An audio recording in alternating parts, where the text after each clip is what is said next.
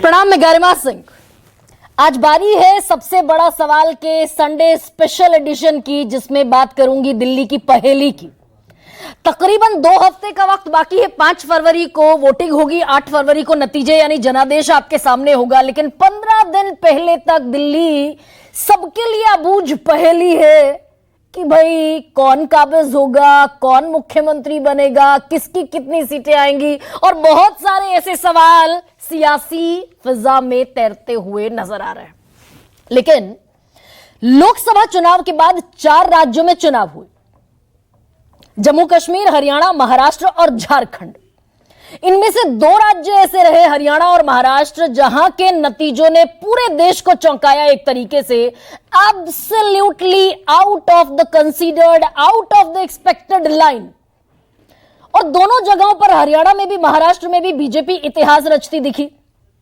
अब 5वीं बारी है दिल्ली की, 5वां चुनावी राज्य है दिल्ली। दिल्ली बीजेपी की कमजोर नब्ज है, और इतनी कमजोर नब्ज है कि 31 साल पहले पहला और आखिरी चुनाव भारतीय जनता पार्टी ने जीता था 1993 में। हालांकि वो चुनाव बढ़िया जीता, 49 सीटें बीजेपी ने हासिल की, लेकिन 5 साल में 3 मुख्यमंत्री बदलने पड़े। मदन लाल खुराना के बाद साहिब सिंह वर्मा, और साहिब सिंह वर्मा के बाद सुषमा स्वराज। और उसके बाद से जो ग्राफ ढलना शुरू हुआ, वो ढलते ढलते 1998, 2003, 2008, 2013, 2015 और 2020, 6 चुनाव और 25 साल। कोई चाबी कहीं खो गई लगता है। जो जीत की चाबी होती है सत्ता के लिए, वो बीजेपी की कहीं खो गई। 25 साल से पूरे देश में भगवा है। दिल्ली बगैर ताले की, बगैर चाबी के ताले जैसा हो गया इस बार भी। लेकिन दिल्ली चुनाव में बीजेपी ने अपनी तरफ से कोई चेहरा प्रोजेक्ट नहीं किया, और सबसे बड़े चेहरों पर दांव लगाया। देश के प्रधानमंत्री नरेंद्र मोदी और गृह मंत्री अमित शाह, वो यहां चुनावी बागडोर संभाले हुए हैं। अरविंद केजरीवाल के सामने कोई चेहरा बीजेपी ने नहीं रखा है। अलबत्ता जो सबसे बड़ा एक आश्चर्यजनक पॉइंट है वो ये कि सबसे ज्यादा हमलावर केजरीवाल पर बीजेपी है। प्रवेश वर्मा तो यहां तक कह रहे हैं कि नई दिल्ली सीट भी 20,000 वोटों से हारेंगे अरविंद केजरीवाल। मैं लिख कर देता हूं। प्रेस कॉन्फ्रेंस में बाकायदा वो पर्चा भी लहराते दिखे। लेकिन प्लांक पर खड़े नजर आ रहे हैं अरविंद केजरीवाल की कि भाई महिलाओं को आएंगे तो 2500 दे देंगे, और बुजुर्गों को इतना दे देंगे, और सारा वो प्लांक जिस पर अरविंद केजरीवाल पिछले 11 साल से खड़े हैं, बीजेपी उसी प्लांक पर उतर आई। अब केजरीवाल कह रहे हैं कि अगर केजरीवाल का ही काम बीजेपी आकर करेगी तो बीजेपी को लाने की क्या जरूरत है। लेकिन अब ये जो सबसे बड़ा चेहरा है दिल्ली चुनाव का, अरविंद केजरीवाल का, जिनका हाईएस्ट स्टेक लगा है राजधानी दिल्ली के चुनाव में, और अपने इर्द गिर्द केजरीवाल सेंट्रिक, केजरीवाल भी चुनाव को बनाते हुए दिख रहे हैं।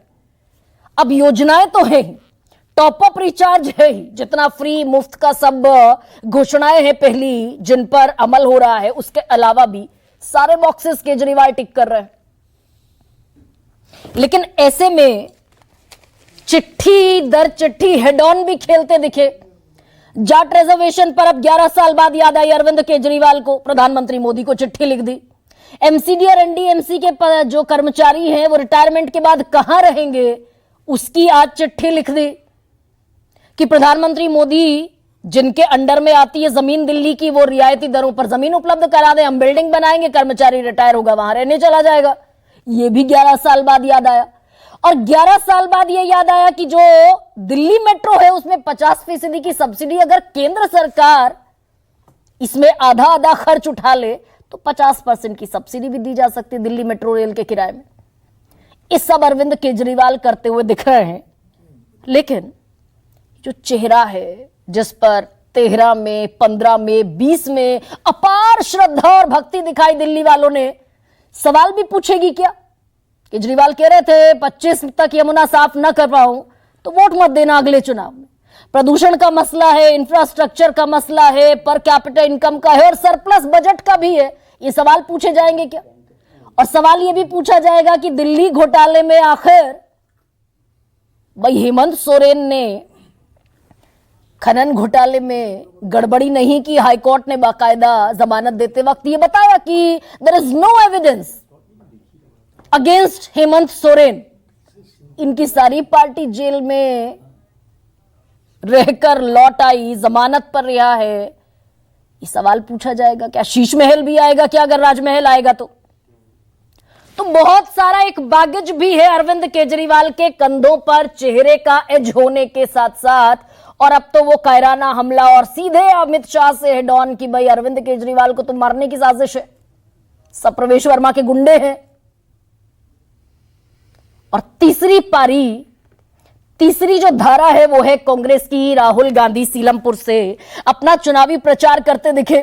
मुस्लिम बहुल इलाका है, मुस्लिमों पर नजर है, दलितों पर नजर है, और कह रहे हैं भाई ये दिल्ली की हालत है, एम्स के बाहर नरक।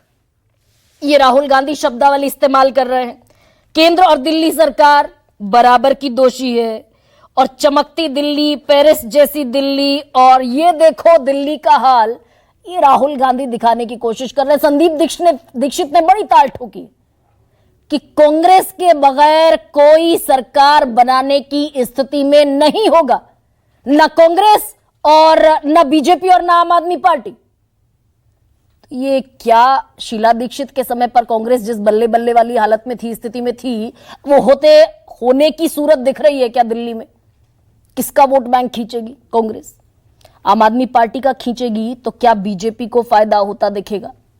सवाल बहुत सारे हैं। और ऐसे में वो जो प्रवेश वर्मा ताल ठोक रहे हैं, केजरीवाल भी कह रहे हैं कि बीजेपी कांग्रेस का सहारा लेकर चल रही, जितना कांग्रेस मजबूती से चुनाव लड़ गई उतना फायदा होता दिखेगा भारतीय जनता पार्टी को, ये केजरीवाल कह रहे हैं।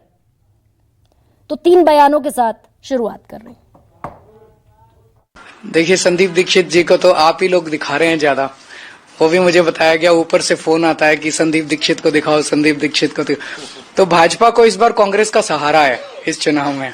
बड़ा एंटी इनकम्बेंसी वोट है अरविंद केजरीवाल का, और वो सब कांग्रेस को नहीं आ रहा है। मैं वो वर्गों की यही नहीं बात करना चाहूंगा, बिकॉज वो एक रणनीति की बात थी, मैं शेयर कर रहा था।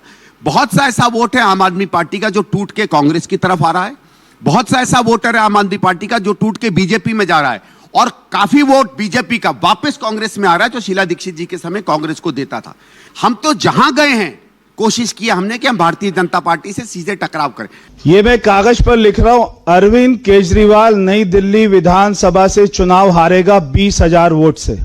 नई दिल्ली विधानसभा के लोग आपकी हकीकत को जानते हैं। ये स्थानीय लोग अपने दर्द को महसूस करते हैं जो उन्होंने 11 साल तक झेला है। अब ये अबूझ पहेली हो जाती है, और सवाल सबसे बड़ा ये हो जाता है कि जो बाइपोलर इलेक्शन दिल्ली की जनता ने देखा है, और देखिए दिल्ली इस बार 7वां विधानसभा चुनाव लड़ेगी। 93, 98, 93 में पहला चुनाव लड़ा गया था राजधानी दिल्ली में। तो 1993, 98, फिर 2003, फिर 2008, फिर 2013, फिर 2015 और 2020 और 2025।